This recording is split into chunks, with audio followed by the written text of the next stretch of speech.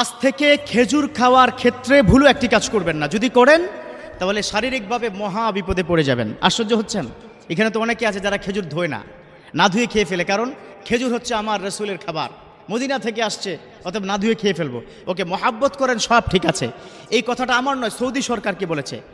Saudi ministry, drugs and food মিনিস্ট্রির মন্ত্রণালয়ের থেকে ইদানিং কিছুদিন আগে একটা স্টেটমেন্ট তারা কি দিয়েছে, সারা ওয়ার্ল্ড ব্যাপী 200 কোটি মুসলমানের কাছে যাতে করে এই মেসেজটা পৌঁছে দেওয়া হয়। তো আমরা আজকে মেসেজটা মানে সবার কাছে পৌঁছে দিব, পারবো তো ইনশাল্লাহ।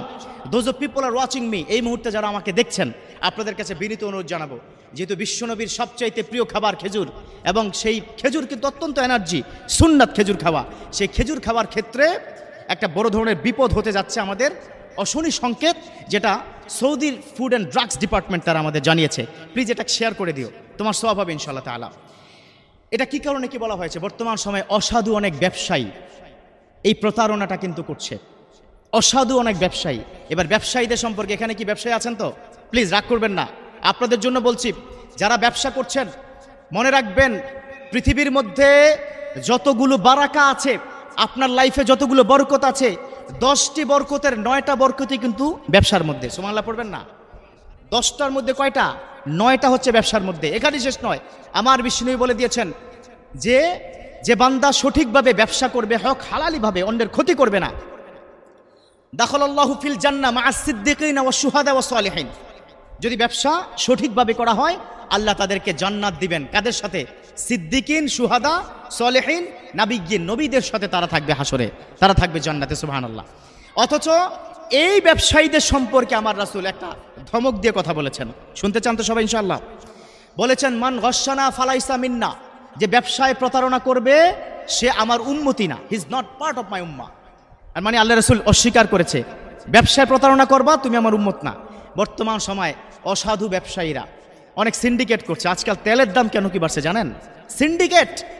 একটা কথা কি বলে দেই, যারা খাদ্য মজুদ করেন, আপনাদেরকে একটা অ্যালার্ট করতে চাই, listen to me very carefully, it's a message from my beloved prophet সাল্লাল্লাহু আলাইহি ওয়াসাল্লাম। এটা আল্লাহ রাসূল বলে দিয়েছে, যে ব্যক্তি 40 দিন খাবার গুদামজাত করে দ্রব্যমূল্য বৃদ্ধি করলো, 40 দিনের একটা ইবাদত তার কি কবুল হবে না। কথা বুঝতে পেরেছেন?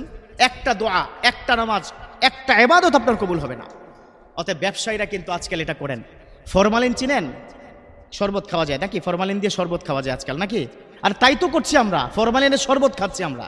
যে ফরমালিন আপনাকে মৃত্যু দিবে, যে ফরমালিন একসময় মৃত ব্যক্তির গায়ে কি লাগানো হতো সেজন্য পচে না যায়, আর সেই ফরমালিন আপনি আর আমি খাচ্ছি। মনে রাখবেন, আপনি খাবারের মধ্যে ফরমালিন মিশাচ্ছেন, এই সন্তান, আপনার সন্তানও কিন্তু খাদ্যটা খাবে। আপনি ওই প্রতারক হয়ে যাবেন।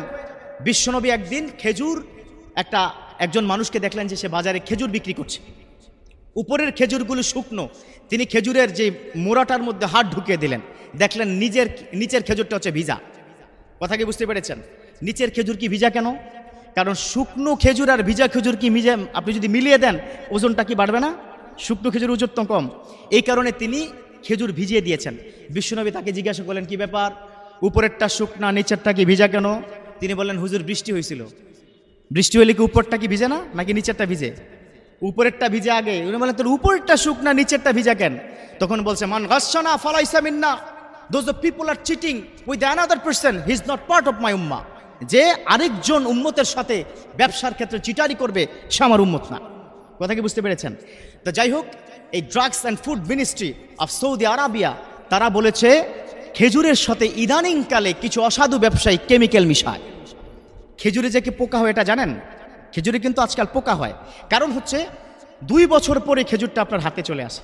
ওই যে গুদামজাত করছেন ব্যবসার জন্য, আল্লাহ বলছে অসুবিধা নাই, তোর ব্যবসা বাড়াইতে আসি, পোকারে যা গিয়া ইচ্ছা মতো খা।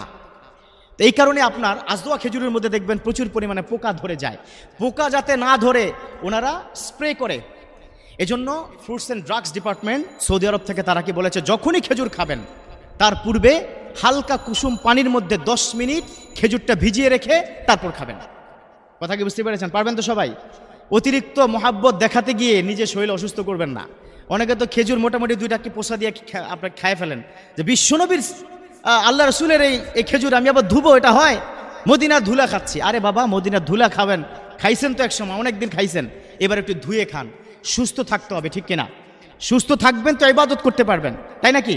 ইবাদত করতে হলে সুস্থ থাকতে হবে। আসুন আমরা বিশ্বনবীর সুন্নাত খেজুর খাবো। এই সৌদি আরবের ফুডস অ্যান্ড ড্রাগস ডিপার্টমেন্ট যেভাবে খেতে বলেছে সেভাবে খাবো। 10 মিনিট যে ফুটন্ত পানি, সে ফুটন্ত পানি নরমাল করে তার মধ্যে খেজুরটা 10 মিনিট ভিজিয়ে ইনশাল্লাহ তারপর আমরা খাবো। আল্লাহ পাক আমাদেরকে এই আমলটা করে আল্লাহর প্রিয় বান্দা হওয়ার, ভালো আবেদ হওয়ার তৌফিক দান করুক। চিৎকার করে বলে আমিন।